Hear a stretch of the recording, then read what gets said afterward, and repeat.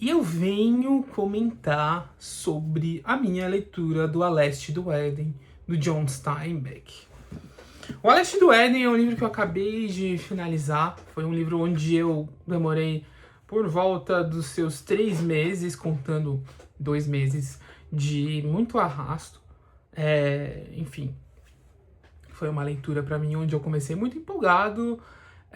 Eu tinha saído da leitura da Ilíada, eu tô com um projeto de realizar a leitura dos poemas épicos e, né, como, né, depois da Epopeia de Gilgamesh, a Ilíada vem na sequência, né, o meu plano era assistir a Odisseia do Nolan agora com a Odisseia já lida. Só que eu não consegui segurar a minha ansiedade e eu peguei o A Leste do Éden pra ler, que era um livro que eu já queria ler faz mais de um ano. Foi um livro muito falado lá no TikTok, eu sou uma pessoa muito ativa no TikTok, e muitas pessoas falando que é um livro excelente, um livro de cânone americano, um romance, assim, que se equipara, assim, aos romances europeus, assim, do começo do século XX. E vamos tirar a prova, né? O que eu faço? Eu pego, coloco ele como fila de prioridade lá na minha lista de leitura e eu realizo essa leitura. Essa leitura que demorou esses 3 meses. E aí, nesse vídeo, a minha intenção é comentar com vocês a leitura que eu fiz desse livro, onde eu comecei muito hypado e terminei, de certa forma, com algumas opiniões que a gente vai discutir de acordo com o vídeo. A minha intenção é esse vídeo não ter corte, tá? Então eu não quero... não vou seguir roteiro nenhum. Eu vou comentar sobre o livro com vocês. Alguns criadores de conteúdo que eu sigo aqui no YouTube fazem esse formato e eu gosto muito, por mais que os vídeos estejam muito longos, mas tudo bem. O YouTube tá aí pra isso, né? Então, vamos lá. Falar do John Steinbeck. Ele é um autor norte-americano que nasceu na região de Salinas, a região que, no caso, o livro se passa. Enfim, uma região próxima do ponto final, né, da costa leste americana, costa oeste americana, né, muito próximo da Califórnia não, né, de San Diego, muito próximo de própria Los Angeles, muito próximo da Golden Gate lá, enfim. E é uma cidade onde ela faz esse entreposto entre essa região muito produtiva da região lá da Califórnia. Salinas era conhecido por ter muitos campos, uma região de campina, uma região de plantação, uma região irrigada. De certa forma, ela está do lado irrigado pelo oceano, do lado irrigado pela maresia, né? Então, é uma cidade que tem muito apelo comercial, né? E eu digo comercial porque vamos se atentar que esse livro vai tratar muito sobre isso, né? A gente não pode esquecer que é um autor que vem de uma obra que fala total sobre isso, que é As Vinhas da Ira. Eu não li, mas sei do que se trata. Fala, né, da grande crise da bolsa, enfim, o Dust Bowl, né, aquele momento de fome que os Estados Unidos passou ali na região, né, que assolou o Midwest, assim, deles. E é um filme que fala sobre a questão da pobreza, um filme que fala sobre o quanto o trabalhador e o proletário americano sofrem e sofreram, né, nesse período de entre guerras e de pré-guerra e dessa, enfim, fundação do Estado norte-americano. O Steinbeck, ele tem uma estrutura muito interessante, né? Ele sempre vai começar os capítulos com um né, uma subdivisão primária, onde ele se permite ser um pouco mais opinioso, ele transmite o que ele sente, o que ele acha do que vai se passar nesse momento. Ele dá um sermão. Eu acho que eu posso dizer que ele tenta dar um sermão a cada começo de capítulo, ou a cada começo de capítulo de resolução, ou de importância, ou de conflito. Ele sempre vai dar uma pesada no lirismo dele, na opinião. Então, enfim, isso daqui a gente pode esperar, porque é um livro que é cheio de questões morais. E, enfim, isso eu vou desenvolver um pouco mais pra frente, mas é importante a gente já falar, porque, enfim, é um livro que os americanos idolatram e vem muita virtude, assim, enfim, a gente vai desenvolver isso um pouco mais pra frente. E sobre o que esse livro fala? Ele fala sobre duas famílias, os Hamiltons e os Trask. Os Trask, eles têm, enfim, um estereótipo de uma família que tem um dinheiro que vem de uma fonte militar, uma família que o pai era um fanfarrão da Guerra Civil, e com isso ele conseguiu escalonar no exército com base nas invenções táticas militares dele. Enfim, ele era um charlatão e que o governo americano considerou como um gênio e, enfim, deu asas e dinheiro, muito dinheiro para ele. Era um cara absolutamente ingrato, cruel com os filhos. Ele, enfim, imagina, um militar norte-americano onde a mulher dele não tem, de certo, opinião e valor nenhuma dentro do lar. Ela enfim, vil a gente falar isso, né? Mas é uma coisa, pode ser até estereotipada, mas, pô, no contexto eu acho que não, acho que era isso mesmo. Ela era uma vítima total, ela é aquela mãe que adquire uma doença venérea porque o marido mentiroso mantinha uma vida secreta nos bordéis, e, enfim. Esse livro vai tratar muito sobre isso, porque um dos cenários principais da história se passa dentro de um bordel, né? Esse pai, que é o patriarca dos Trask, ele, quando atinge esse alto escalão, ele abandona a família na fazenda onde eles viviam, na costa leste, ali perto da região um pouco mais adentro do continente, ali perto de Filadélfia, Seattle, se eu não me engano, enfim. Eu não sou especialista na geografia yankee, mas enfim, eu acho que é por ali, assim. E vamos lá, né? Essa família que tem esse seio militar, que tem esse ressentimento com essa figura do pai, ele começa a desenvolver esses dois personagens que são centro dessa primeira metade do livro, talvez primeira metade, talvez primeiro um quarto do livro, que são esses dois filhos desse líder militar, que é o personagem principal da história, o Adam Trask, e o irmão dele, o Charles Trask.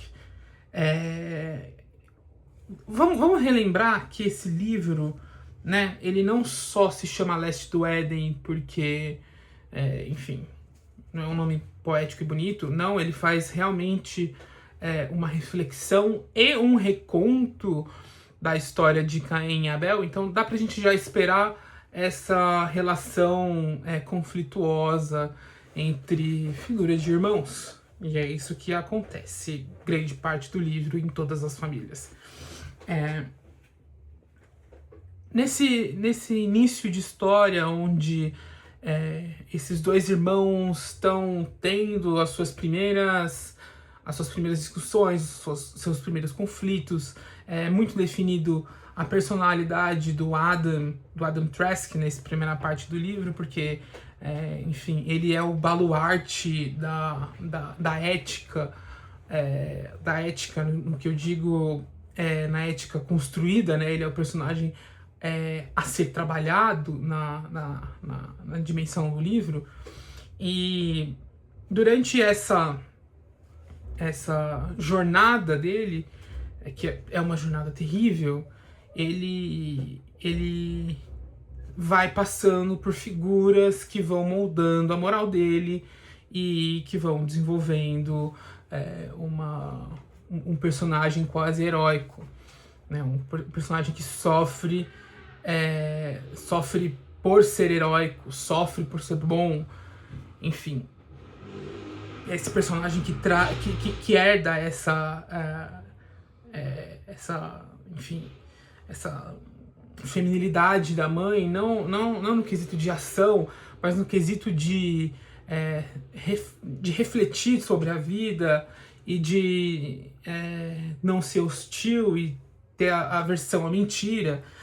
E o Adam, em contrapartida com seu irmão Charles, que era uma pessoa violenta, uma pessoa explosiva, uma pessoa que tinha ciúme da relação do Adam, seu irmão, com seu pai. Então essa coisa, Caim e Abel, esse ciúme do sacrifício de Caim e Abel para Deus, ele se manifesta em diversas relações familiares nesse livro. Então o Charles, esse personagem que tem um apelo para violência, ele tem um apelo para força, ele tem todas as características que um homem daquela época,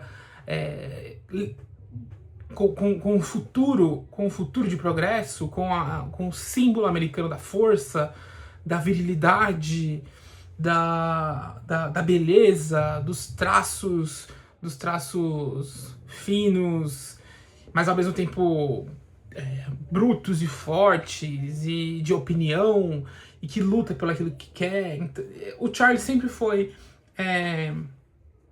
exaltado por ter essa postura. Já em contrapartida, o Adam sempre foi tratado como essa figura mais frágil, essa figura onde o futuro se desenvolveria talvez numa questão de um trabalho intelectual ou de uma talvez oportunidade de entrar numa universidade. Porém, é uma pessoa, o Adam, no caso, é uma pessoa que tem dentro dele uma apatia ou talvez até uma certa melancolia que ele não consegue entender, devido a essa dificuldade que ele tem de se encaixar nesse tabuleiro da sua família, do seu irmão e do seu pai. O Adam, ele é o escolhido para entrar no exército, ao invés do irmão Charles, que teria toda a sua carreira já consagrada, sem muitos esforços, por ser um lugar onde a máquina,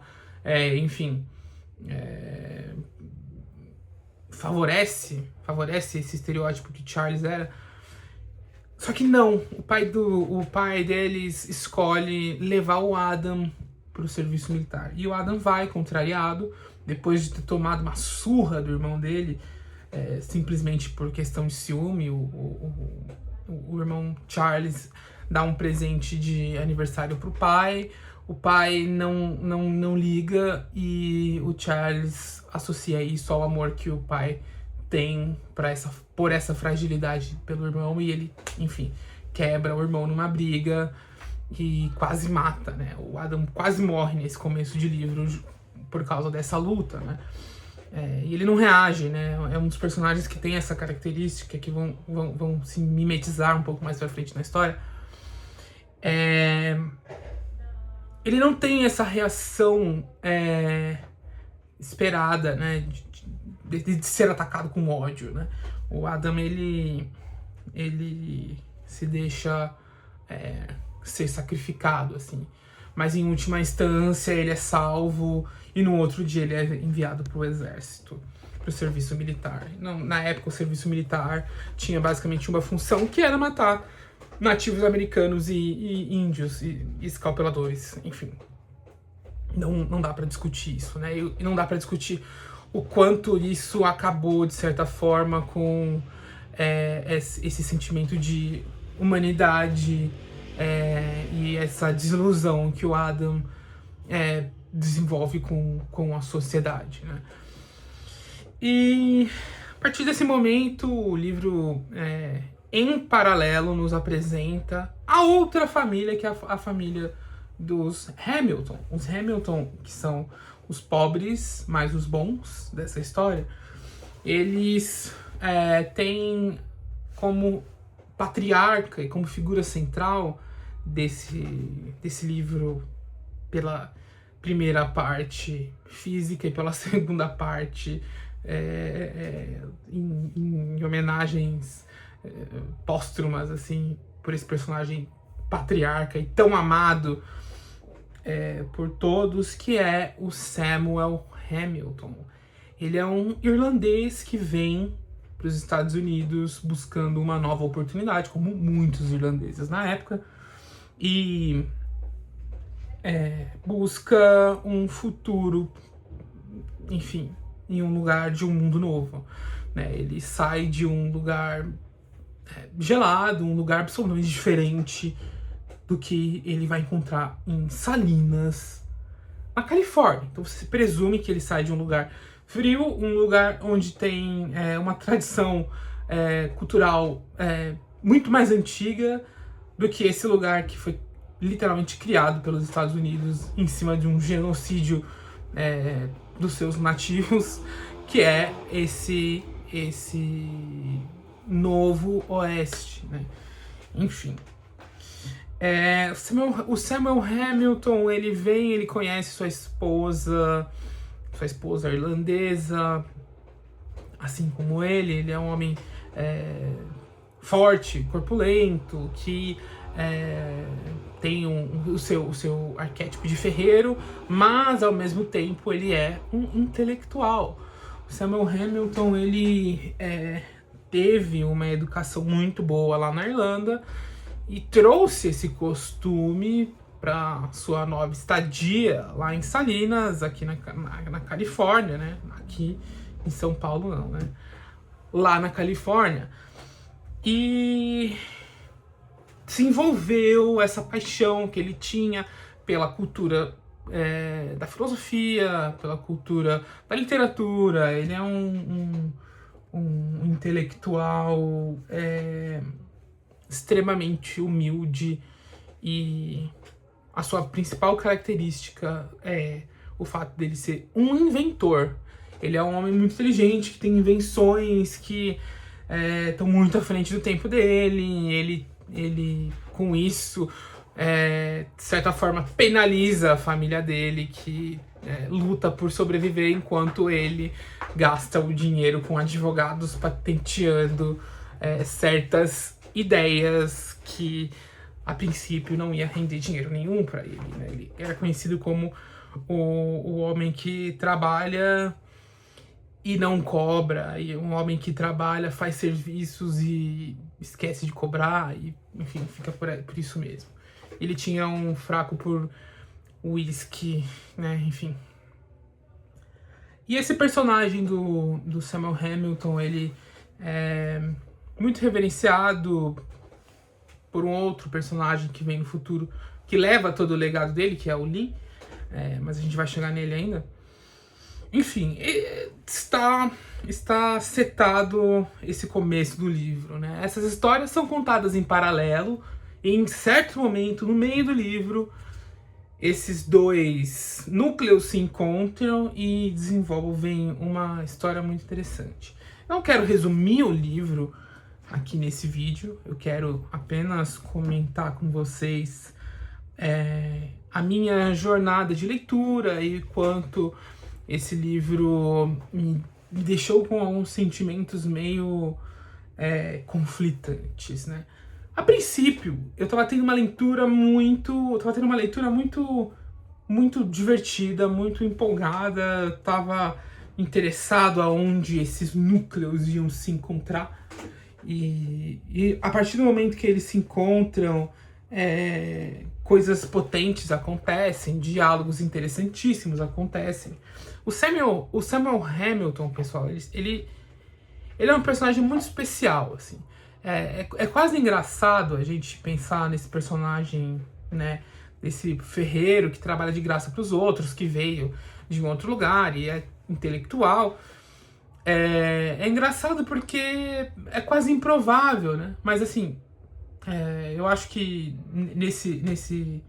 nessa novela, nesse quadro geral, ele tem um papel que traz essas virtudes desse homem honesto, desse homem que é o ideal que o Steinbeck tenta desenvolver, né? Eu acho que o próprio Steinbeck se coloca nesse livro com parte da hereditariedade dele descender do Samuel Hamilton, né? Enfim, se não me engano, Samuel Hamilton é tipo bisavô do John Steinbeck. E, enfim, é interessante, ele aborda uma questão sobre o livre-arbítrio e sobre escolher ser bom.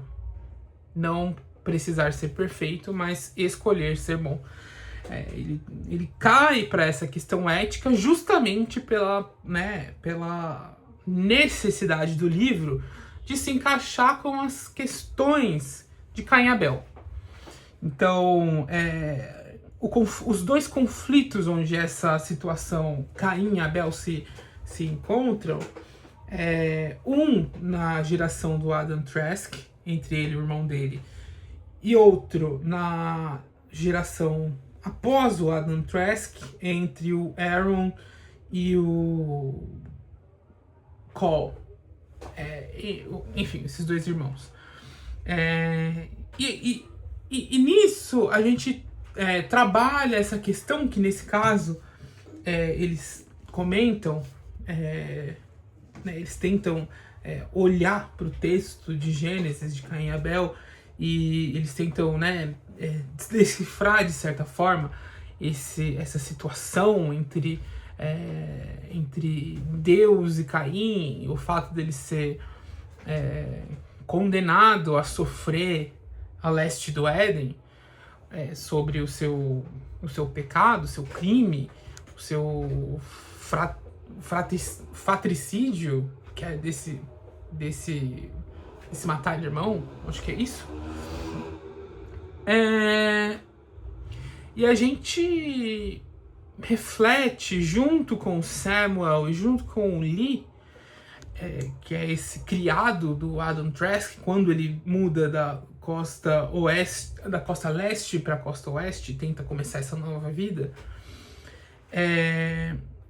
Eles discutem essa questão do livre-arbítrio e dessa punição ao sacrifício de Abel.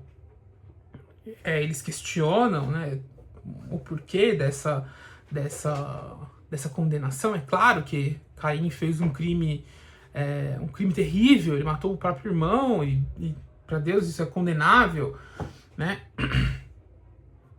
Mas eles tentam interpretar esse sermão de Deus após Deus questionar aonde estava Abel. E nisso eles acham um problema de tradução do hebraico, se eu não me engano, de um dos termos que estão nas escrituras, é Timshel. Não sei se estou pronunciando certo, mas é Timshel. E esse Timshel é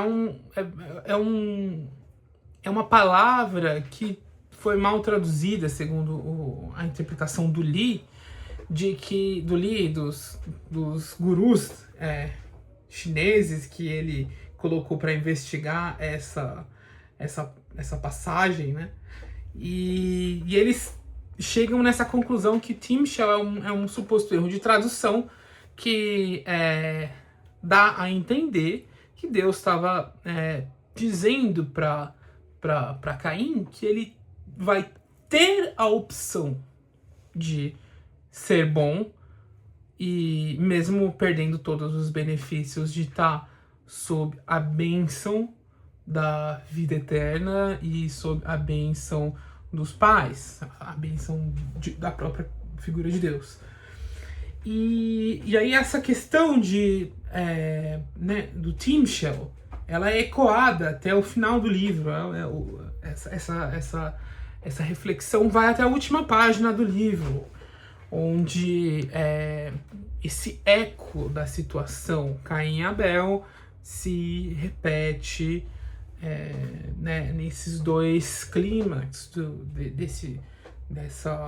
dessa história, né? E é importante a gente pensar também que o livro também está nessa cisão entre o mundo antigo e o mundo novo. Então você pensa, parte do livro acontece na virada do século XIX e do século XIX para o século XX, no caso. Enfim. E aí nessa cisão, dentro desses 20 primeiros anos, onde enfim, a gente vê a Primeira Guerra Mundial e muitas mudanças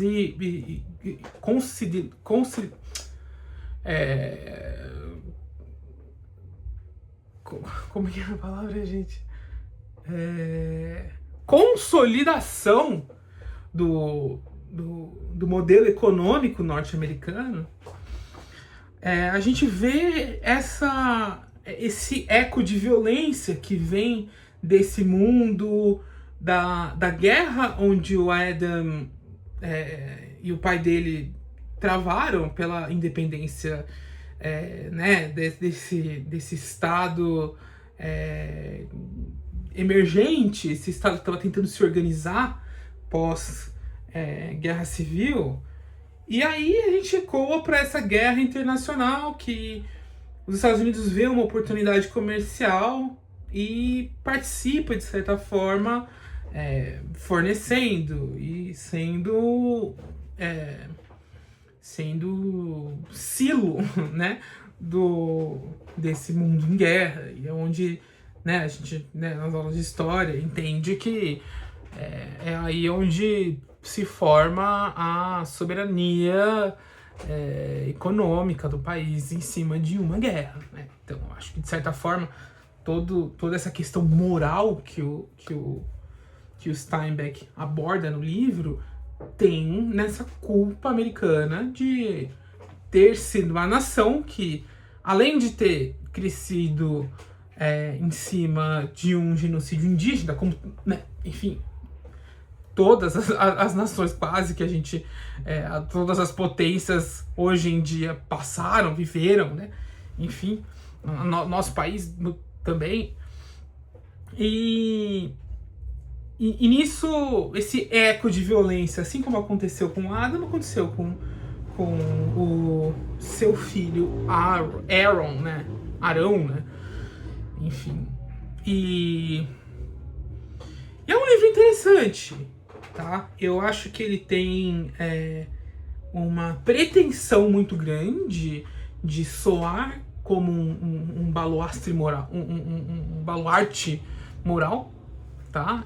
Isso me incomoda um pouco, porque eu acredito num discurso muito mais indireto em cima dessa questão moral. Acho que você não solta frases, tá, de Marco Aurélio no meio do seu livro e, né, para dar um sinal de virtude onde um personagem é sábio ou não, né? Isso acontece aqui no A Leste do Éden. É um pouco doloroso de ler, assim, mas a gente tem que se acostumar, né? E você sente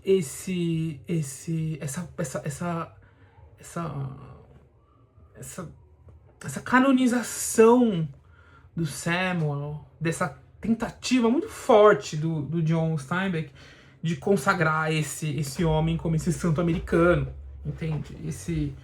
esse santo que é imigrante, esse santo que é humilde, que é inteligente, que é forte, que é pai, que é inventivo, mas que também é humano. Então você fica um pouco incomodado, tá? Porque ele não tenta ser sutil, ele vai te colocar a virtude do Samuel goela abaixo, sim, o livro todo, tá? Mesmo depois dele sair de cena, ele vai ser citado sempre, né? E grande parte desse livro, ele passa desenvolvendo uma personagem que é o arquétipo da serpente, da tentação, do diabo e da vilania, que é a Kathy. A Kathy que é uma das melhores personagens aqui desse livro. E que tem uma resolução patética. Eu digo patética não porque, enfim, havia muito a que ser feito com ela. Não tinha. Ele chegou num ponto onde essa vilania dela era tão grande que era impossível ela continuar em cena. Ela simplesmente sai de cena quase que enfim, sem muito conflito. É uma coisa que ela decide sair de cena. Vou deixar para interpretação, né?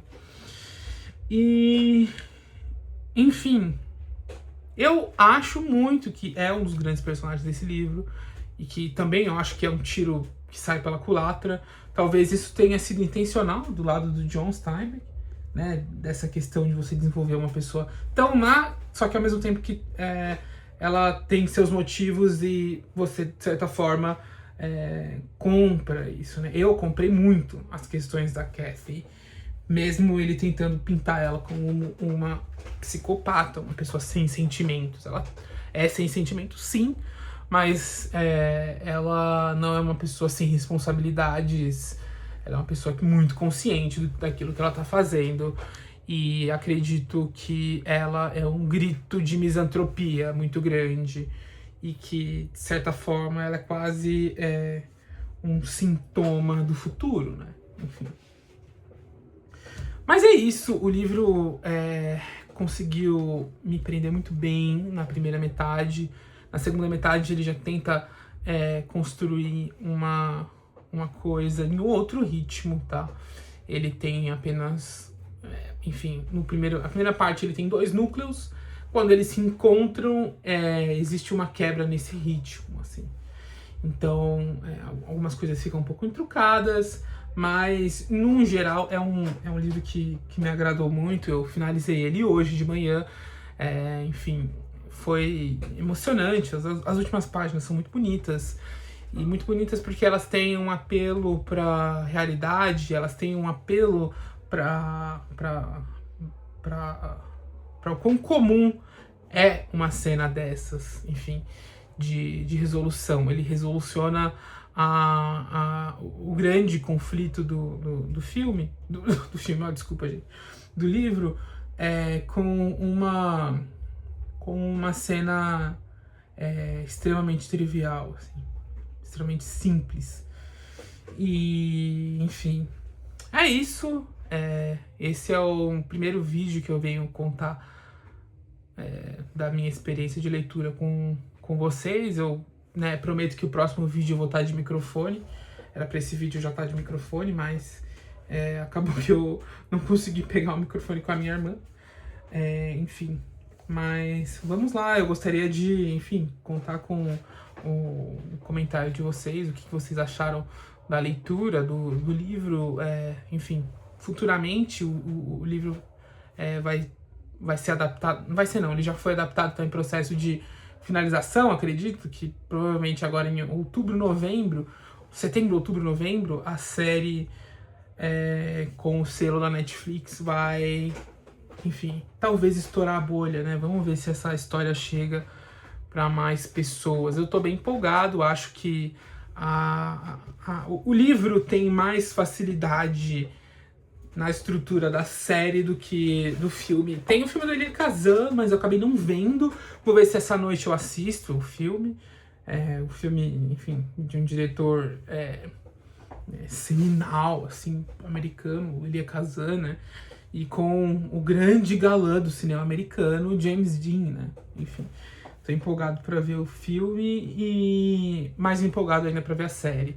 Tá? Enfim, vamos ver o que uma visão mais focada na imagem da Kathy, que é o que parece que vai ser a série da Netflix, pode proporcionar para essa história que, aos trancos e barrancos, conseguiu me comover.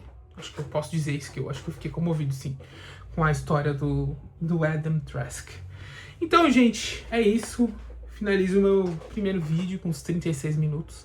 Não quero ser muito soberbo nas resenhas a princípio, mas tamo aí.